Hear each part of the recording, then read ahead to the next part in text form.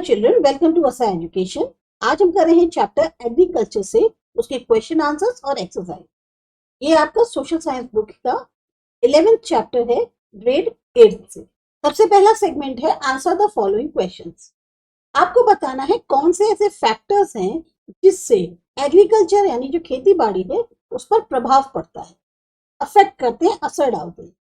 तो वो फैक्टर्स जो कि एग्रीकल्चर को अफेक्ट करते हैं उसमें आता है क्लाइमेट और वेदर कंडीशंस, सॉइल की यानी जो मिट्टी है उसकी क्वालिटी कैसी है, फर्टिलिटी उपजाऊ कितनी है, अवेलेबिलिटी कैसी है वाटर रिसोर्सेज की, पेस्ट और डिजीज कंट्रोल जो कीड़े मकोड़े हो जाते हैं या बीमारी लग जाती है पेड़ को, उससे बचाने के लिए कौन कौन सी चीजें हो सकती हैं, मॉडर्न एग्रीकल्चर टेक्नोलॉजी तक पहुंच है या नहीं, मार्केट में कैसी डिमांड है, गवर्नमेंट की क्या पॉलिसीज है, सब्सिडीज है उसको लेकर, लैंड टेन्योर सिस्टम कैसा है, सोशो इकोनॉमिक फैक्टर्स जो है, ये सब फैक्टर्स जो है एग्रीकल्चर पर इफेक्ट डालते हैं।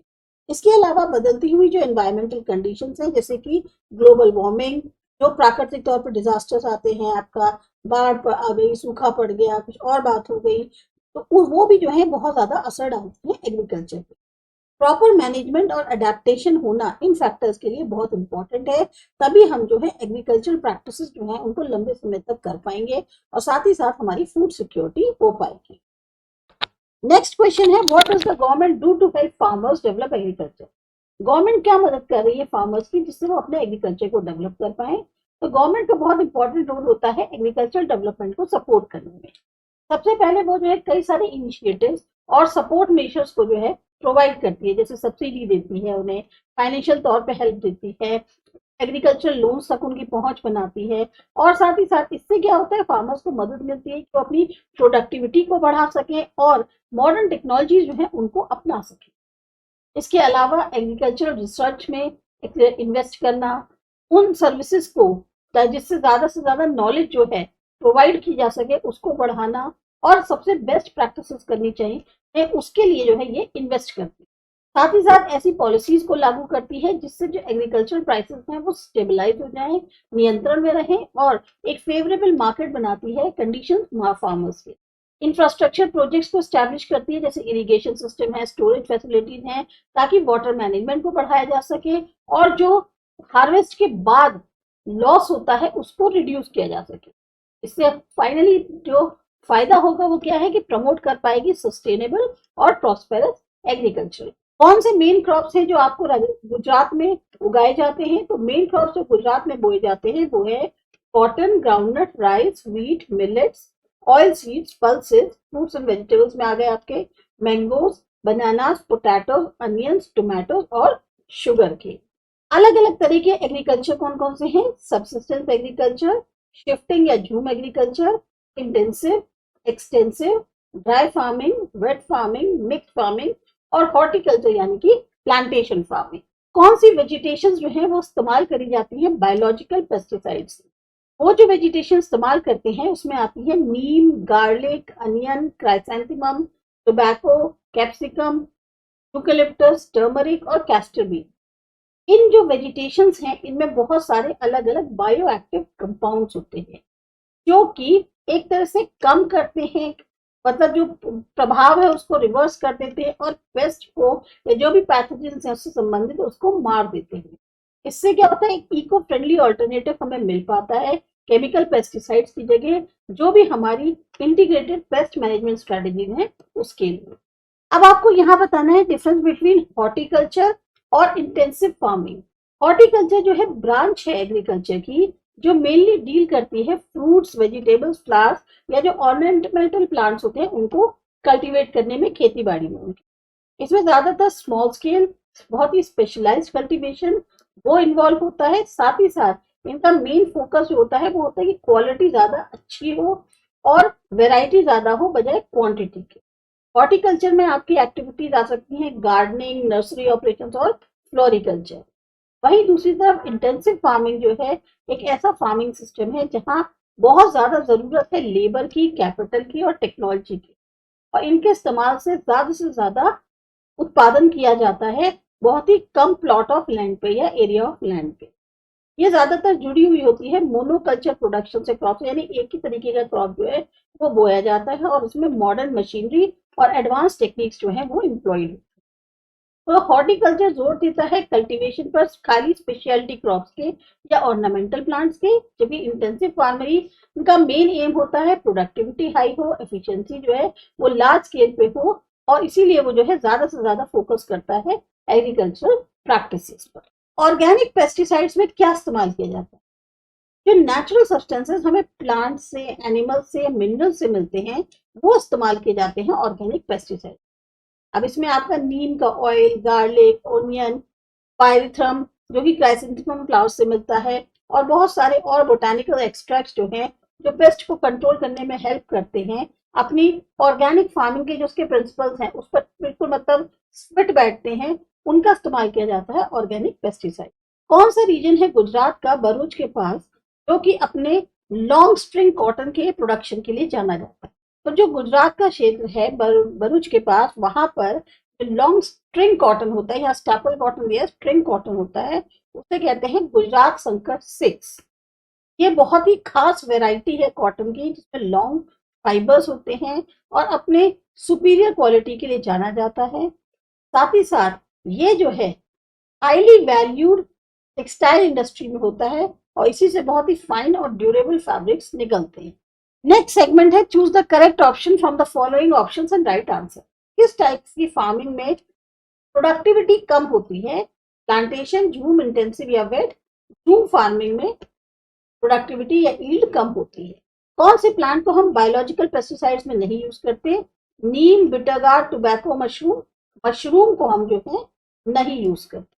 कौन सी कंट्री फर्स्ट है वर्ल्ड में कैस्टर के प्रोडक्शन में? आंसर है इंडिया।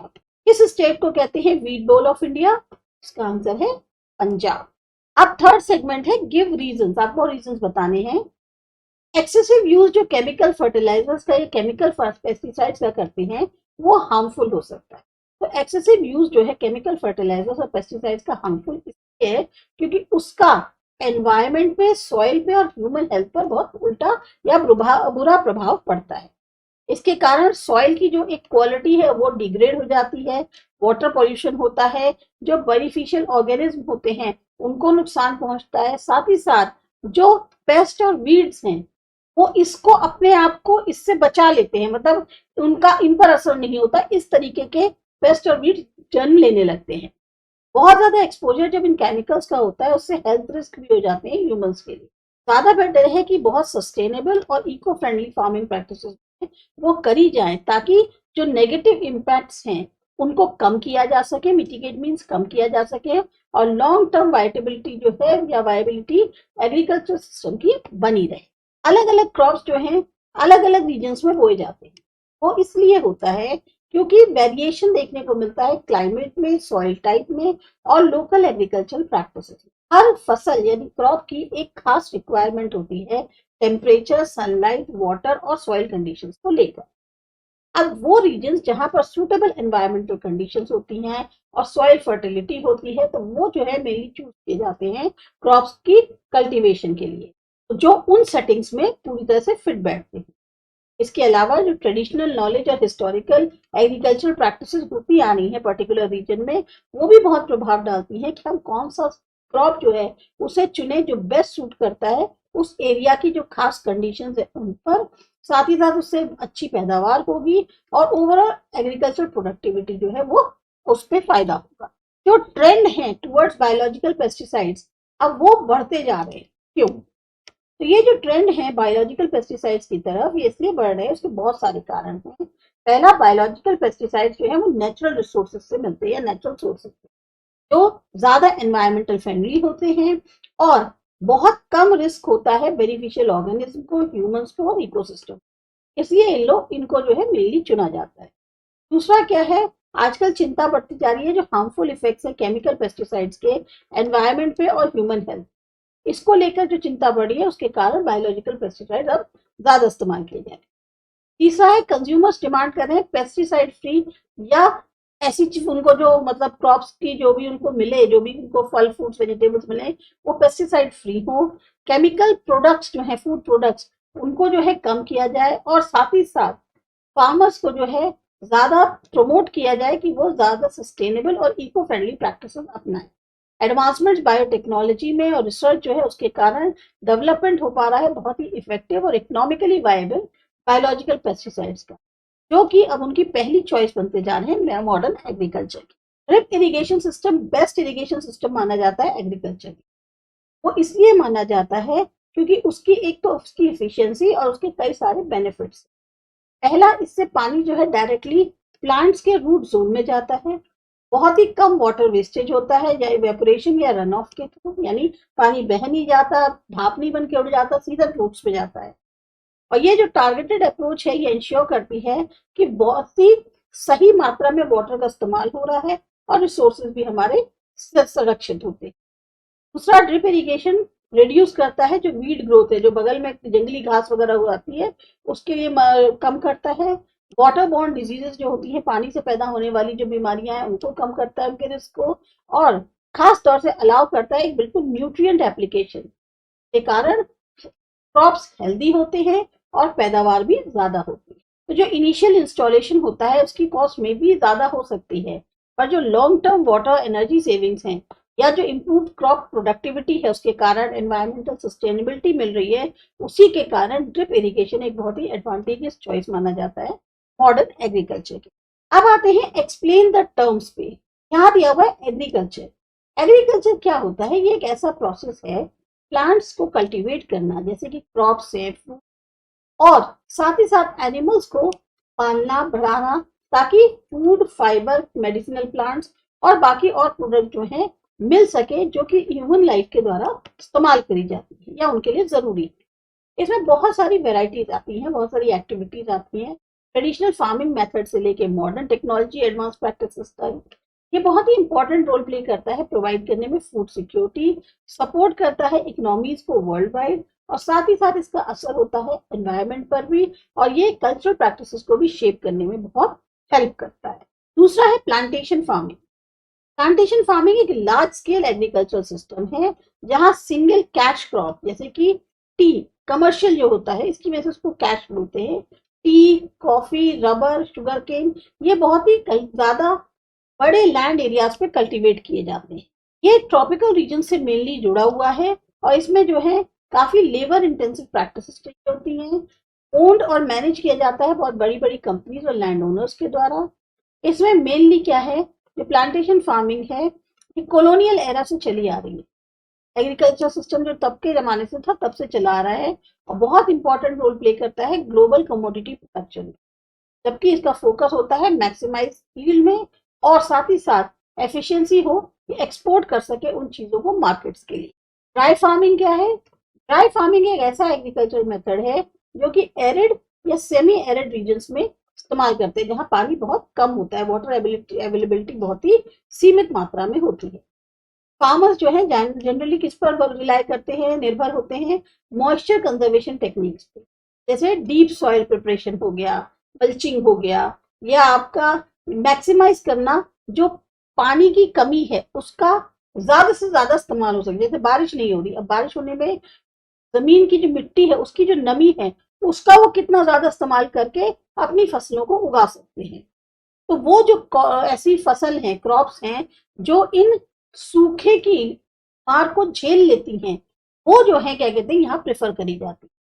जो ड्राई फार्मिंग में मेनली वाटर सोर्सेज जो है उनको कंजर्व किया जाता है, सस्टेनेबल है, और यहाँ तक कि ये कहने को क्रॉप की मात्रा कम होती है इरिगेटेड एग्रीकल्चर के मुकाबले, लेकिन तब भी ये डिमांड जो है, टेक्निक जो है डिमांड करती है बहुत ही केयरफुल प्लानिंग और बिल्कुल सही क्रॉप का सिलेक्शन, ताकि जो वाटर डेफिशिएंट एनवायरनमेंट है वहां पर ये जो फसल है ये आसानी से उगाई जा सके।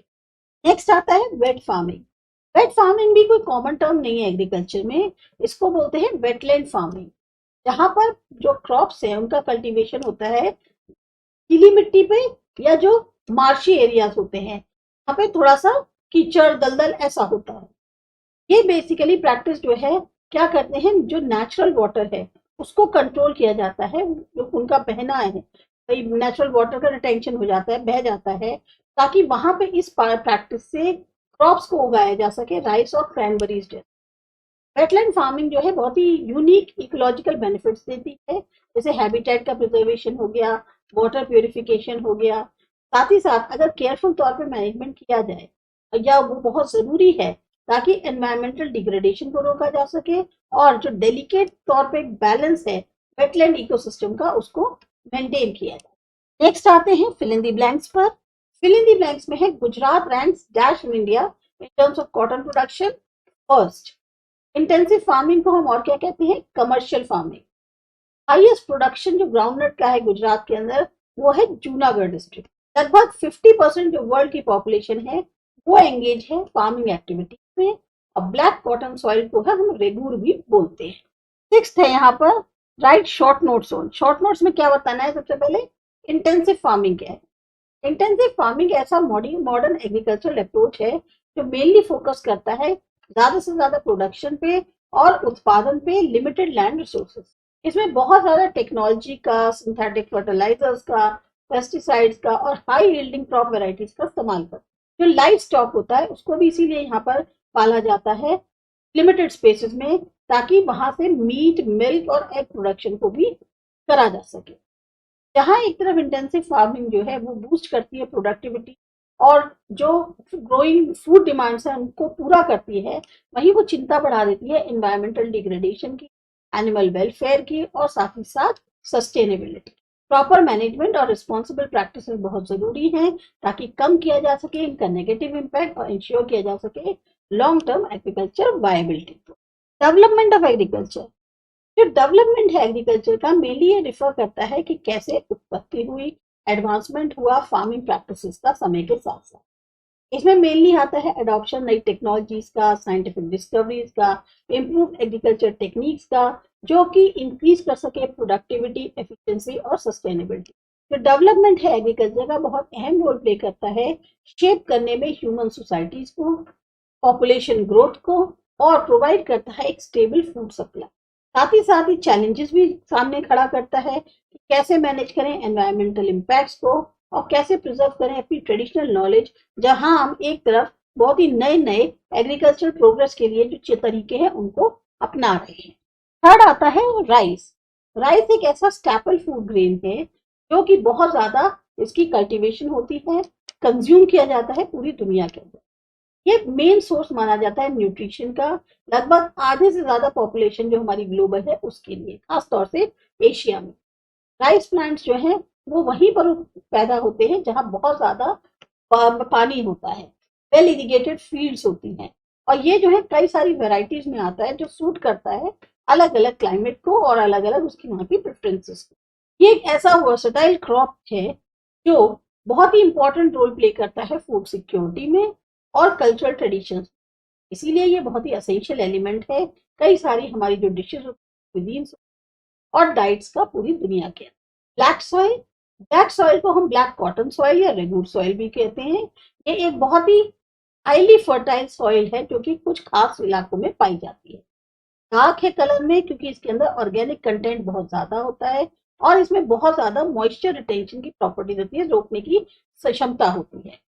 ब्लैक सॉइल जो है बहुत सूट करती है एग्रीकल्चरल पर्पसेस के लिए, खास तौर से वो सपोर्ट करती है कई सारे क्रॉप्स की ग्रोथ को, जैसे कि कॉटन, सोयाबीन, व्हीट। इसकी ये जो एक क्षमता है कि चाहे सूखा हो या बहुत ज्यादा वाटर लॉगिंग हो रही हो, पानी जम रहा हो, मतलब रुक रहा हो, तब भी जो है ये उसके लिए, फार्मिंग के लिए बहुत वैल्यूएबल होती है और काफी ज्यादा इसका योगदान होता है एग्रीकल्चरल प्रोडक्टिविटी में उन क्षेत्रों में जहां ये पाई जाती है।